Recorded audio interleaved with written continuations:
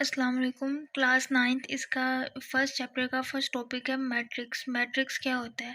Matrix जो है वो सिंगुलर फॉर्म है और इसकी जो प्लूरल फॉर्म है वो है मैट्रिसेस। ठीक है, तो सबसे पहले इसकी डेफिनेशन देख लेते हैं। अ रेक्टेंगुलर एरे और a formation of collection of real numbers. अब सबसे पहले यहाँ पे जो वर्ड यूज़ हो रहा है वो है रेक्टेंगुलर एरे। रेक्टेंगुलर एरे क्या होता है? एरे कहते हैं अरेंजमेंट को। ठीक है, यानी कि इसमें हमने जो नंबर्स लेने हैं, सपोज यहाँ पे नंबर्स ले रहे हैं 0 1 2 3 4 एंड 7।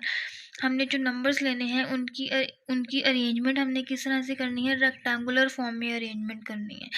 ठीक है, रेक्टेंगुलर फॉर्म क्या होती है? ये होती है रेक्टेंगुलर शेप, यानी कि जिसके जो आमने सामने वाली जो साइड्स की लेंथ है वो इक्वल होती हैं। जैसे ये दोनों साइड्स की लेंथ इक्वल है, ये दोनों साइड्स की लेंथ इक्वल है, तो ये रेक्टेंगल है। तो हमने क्या करना है कि हमने जो नंबर्स लेने हैं उनको हमने अरेंज करना है। एरे कहते हैं अरेंजमेंट को, अरेंज करना है रेक्टेंगुलर फॉर्म में।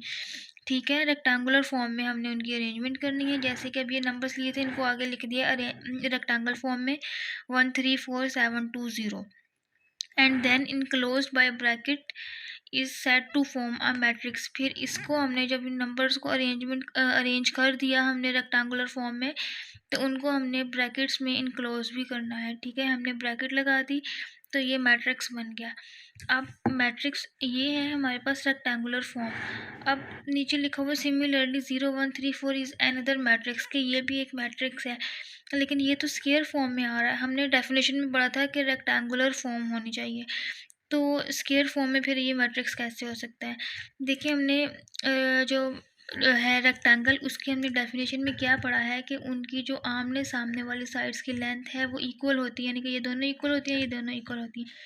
अगर हम स्क्वायर बनाएं, ये है स्क्वायर, तो बेसिकली इसमें भी तो जो सामने वाली जो साइड्स हैं, जो अपोजिट साइड्स हैं, उनकी लेंथ इक्वल है, इन दोनों की लेंथ इक्वल है, इन दोनों की लेंथ इक्वल है। तो स्क्वायर जो है वो रेक्टेंगल जो स्क्वायर है वो रेक्टेंगल ही होता है। ठीक है, तो ये वाली जो फॉर्म है ये भी क्या होगा? ये मैट्रिक्स ही होगा।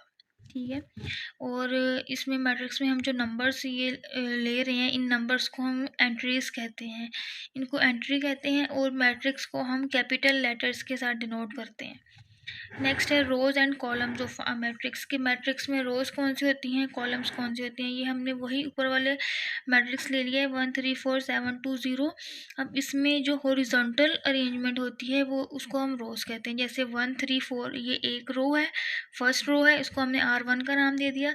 सेकंड है 7 2 0, ये सेकंड रो है, इसको R2 का नाम दे दिया। यानी कि ये जो हॉरिजॉन्टल नंबर्स हैं इनको हम रोज कहते हैं, और जो वर्टिकल नंबर्स होते हैं, वर्टिकल अरेंजमेंट होती है, उसको हम कॉलम्स कहते हैं।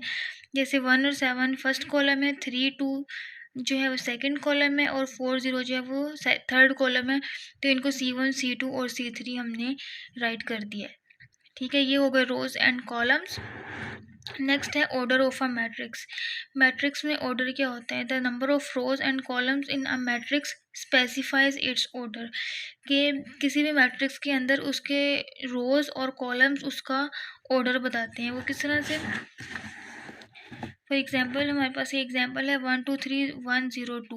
इसमें सबसे पहले तो हमें ये पता होना चाहिए कि इसमें रोज़ कौन सी हैं, कॉलम्स कौन से हैं।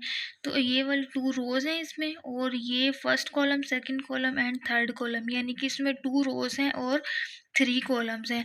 This matrix has order 2 by 3। पहले रो नंबर ऑफ रोज, फिर नंबर ऑफ कॉलम्स। तो इसका ऑर्डर क्या आ जाएगा? क्योंकि इसमें 2 रोज थी और 3 कॉलम्स है, तो ऑर्डर क्या आ जाएगा? 2 by 3। Since it has 2 rows and 3 columns, क्योंकि इसमें 2 रोज हैं और 3 कॉलम्स हैं। नेक्स्ट है इक्वल मैट्रिसेस। इक्वल मैट्रिक्स क्या होते हैं? Let A and B be two matrices. ए और बी दो मैट्रिक्स हैं, then A is said to be equal to B. हम ए सेट जो ए मैट्रिक्स है उसको हम बी मैट्रिक्स के इक्वल कब कहेंगे? एंड डिनोटेड बाय उसको ए इक्वल टू बी, इस तरह से हम डिनोट करते हैं। अगर वो इक्वल हो जाए तो उनको हम इक्वल कब कहेंगे? इफ़ एंड ओनली इफ़, के जब हमारे पास ये दोनों कंडीशंस जो है वो फुलफिल करेंगी। तो फर्स्ट कंडीशन है the order of A equal to the order of B, कि जो दो मैट्रिक्स हैं, दोनों मैट्रिक्स, उन दोनों का ऑर्डर इक्वल होना चाहिए। और दूसरी चीज़ है there corresponding elements are equal. Corresponding elements कौन से होते हैं, किस तरह से होते हैं, वो मैं यहाँ आपको एग्जांपल से बताती हूँ। हमने ये एक मैट्रिक्स ए ले लिया, ये मैट्रिक्स बी ले लिया। इस मैट्रिक्स का फर्स्ट रो का फर्स्ट एलिमेंट इस मैट्रिक्स का फर्स्ट रो का फर्स्ट एलिमेंट, ये है कॉरस्पॉन्डिंग एलिमेंट्स। इस मैट्रिक्स का फर्स्ट रो का ये जो फर्स्ट रो है इसका हम सेकंड एलिमेंट या सेकंड एंट्री, और इसी तरह से इसका सेकंड एलिमेंट, तो ये दोनों क्या हैं, ये कॉरस्पॉन्डिंग एलिमेंट्स हैं। -4 और -4 ये कॉरस्पॉन्डिंग एलिमेंट्स है 2, और ये 4 -2 कॉरस्पॉन्डिंग एलिमेंट्स है। अब इसमें 2 + 1 लिखा हुआ, 4 -2 लिखा हुआ, इसको आपने अलग अलग कंसिडर नहीं करना है, इनको हम आपने एक ही नंबर कंसिडर करना है। 2 + 1 = 3 होता है और 4 -2 = 2। अब 1 जो है 1 के इक्वल है, 3 इसमें 2 + 1 3 के इक्वल है, -4 2, एंड यहाँ पे भी जब इनको माइनस करेंगे तो 2 आ जाएगा। तो कॉरस्पॉन्डिंग एलिमेंट्स इक्वल हैं, और ऑर्डर भी हम इनका चेक कर लेते हैं। इसमें 2 रोज़ हैं और 2 कॉलम्स हैं, इसमें भी 2 रोज़ हैं और 2 कॉलम्स हैं, तो इट मीन्स कि इन दोनों का जो ऑर्डर है वो भी इक्वल है। तो दोनों कंडीशन यहाँ पे पूरी हो रही हैं, इट मीन्स ये क्या है, ये दोनों इक्वल मैट्रिसेस हैं। तो इनको हम डिनोट किस तरह से करेंगे, A = B। ये था हमारा मैट्रिक्स का इंट्रोडक्शन।